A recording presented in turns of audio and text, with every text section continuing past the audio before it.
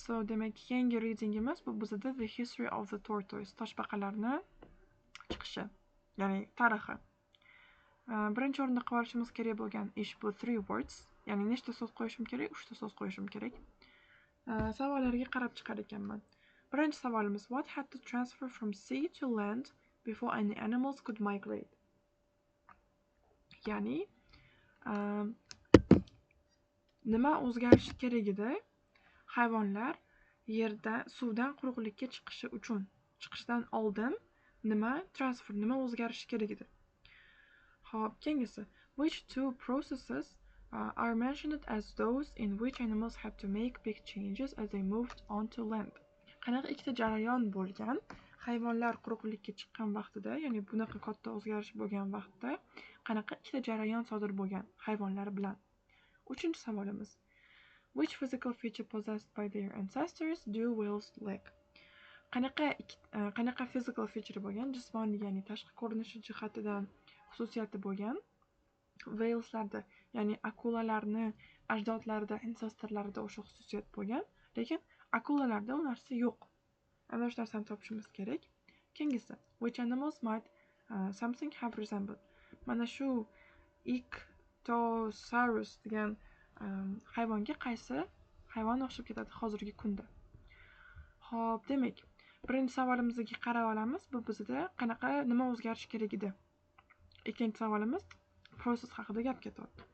Birinchi savolimizning javobini biz mana bu birinchi paragrafning oxirgi gapidan olamiz. Ya'ni, and we mustn't forget the plants without whose prior invasion of the land none of the other migrations could have happened. Ya'ni, qanaqa tarjima qilinyapti? Bizda aytilyapti: biz unutmasligimiz kerak o'simliklarni, qaysiki agar ular birinchi bo'lib yerga invade qilmaganda, ya'ni yerni bosib olib yerga chiqmaganida hech qanaqa qolgan migrationlar sodir bo'lmagan bo'lardi degan holatda kelyapti. Bundan biz tushunishimiz mumkinki, boshqa migrationlar, hayvonlarni migrate qilishdan oldin plantlar chiqishi kerak ekan, plantlar yerga chiqib migrate qilishi kerak ekan. Demak, bu savolning javobi, birinchi savolning javobi bizda plant hisoblanar ekan. Keyingisi qanaqa ikkita proses bo'lgan? Buni javobini biz qayerdan olamiz? Buni biz keyingi paragrafdan olamiz. Moving from water to land involved a major redesign of every aspect. Ya'ni hayotni har bitta turini qaytadan dizayn qildi, including breathing and reproduction. Demak, prosessi bu yerda aytyapti, ya'ni ikkita narsani sanab ketyapti. Bu breathing ekan va reproduction ekan. Demak, ikkinchi savolimizning javobi bu breathing and reproduction. Orasiga andni qo'ysak ham bo'ladi yoki qo'ymasak ham bo'ladi, farqi yo'q. Faqatgina andni qo'ymagan holatimizda virgullar qo'yib qo'yish esimizdan chiqmasligi kerak. Uchinchi va to'rtinchi savolga birdan qarab ketaman, esimda qolishi kerak.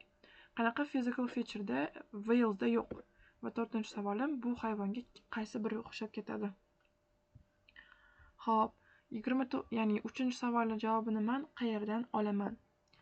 Xo'p, whale haqida mana bitta gap boshlandi, tasvirlab beryapti. Ancestorlari kim bo'lgan, nima bo'lgan va keyin they do, however, aytyapti, still breathe air, nafas olar ekan havodan, having never developed anything equivalent to the gills of the earlier marine incarnation. U nafas olsa-da, lekin u hech qachon develop qilmagan nimasini, gillsini develop qilmagan ekan. Ya'ni jabralarini develop qilmaydi. So, demak, uchinchi savolning javobi bizda bu gills ekan. So, next one. To'rtinchi savolimiz bu nima? To'rtinchi savolimiz which animals might kimga o'xshayapti? Buni javobini biz qayerdan olamiz? Buni javobini oxirgi paragrafdan olamiz. So, here the fossils look like dolphins. Ya'ni delfinlarga nima o'xshaydi? Fossillar o'xshaydi. Keyingisi, and they surely lived like dolphins, va ularning hayot tarzi ham xuddi delfinlar kabi suvda yashashadi. While turtles it is a little less obvious.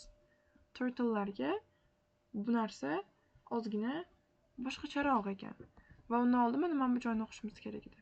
Sometimes it's obvious. something were reptilian contemporaries of the dinosaurs with fins and stable bodies. Ya'ni bu hayvonni tasvirlab beryapti va undan keyin o'tyapti. The fossils look like dolphins. Ya'ni mana bu narsani Inkyosauruslarni fossillari, o'sha urug'lari delfinlarga o'xshar ekan. Demak, buni qaysi hayvon resemble qiladi? Delfinlar. Demak, dolphin ekan. Keyingi passagega o'tamiz. Communicating in color. Ranglar bilan muloqot qilish. Xo'p, biz bularni yana har doimgidek savollarga chizib olishimiz kerak. Nechta so'z qo'yish kerak? 3 ta so'z qo'yish kerak. 3 words. Raqam qo'yib bo'lmaydi. How what kind of climate do most chameleons live? Qanaqa xameleonlar qanaqa environmentda ko'pincha yashashadi, qanaqa klimatda yashashadi? Keyingisi, which animal caught a chameleon from an undiscovered species? Qanaqa hayvonni xameleon tutib olgan, umuman kashf qilinmagan turdan? Keyingisi, what was the new species named after? Yangi o'sha kashf qilingan, mana bu yerda ikkinchi savoldan keyin uchinchi savol kelyapti. Qanaqadir kashf qilinmagan speciesni topib olgan xameleon va o'sha yangi species nomi nima? What is the name of that new species? Keyingisi, which part of the body is unique to the species Kinyongia magambera? Buni biz scan qilib olsak bo'ladi tekst ichidan. Mana shu speciesdagi qaysi tana qismi g'alati, ya'ni g'alati deganda noodatiy, unique. Xo'p, birinchi savol uchun javobimiz, ya'ni xameleonlar qayerda yashaydi, qayerdan topishimiz mumkin? Birinchi joydan topamiz. The main distribution is in Africa, Madagascar and other tropical regions. Ya'ni joylari topiladi xameleonlar Afrikada, Madagaskarda va boshqa tropical joylarda.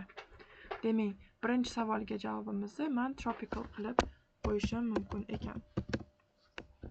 Keyingisi, which animal caught? Qanaqa animalni topib oldi u? Buni qayerdan topaman? Hop, here.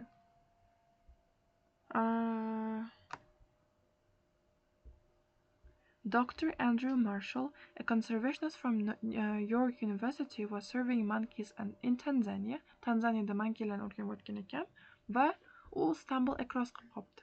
Stumble across degani bu bizda come across degani. Duch kelib qopti. Twig snake. Demak, u yangi kashf qildi. Xameleon orqali. O'zi xameleonni o'rganib o'tdi, lekin twig snake duch kelib qoldi.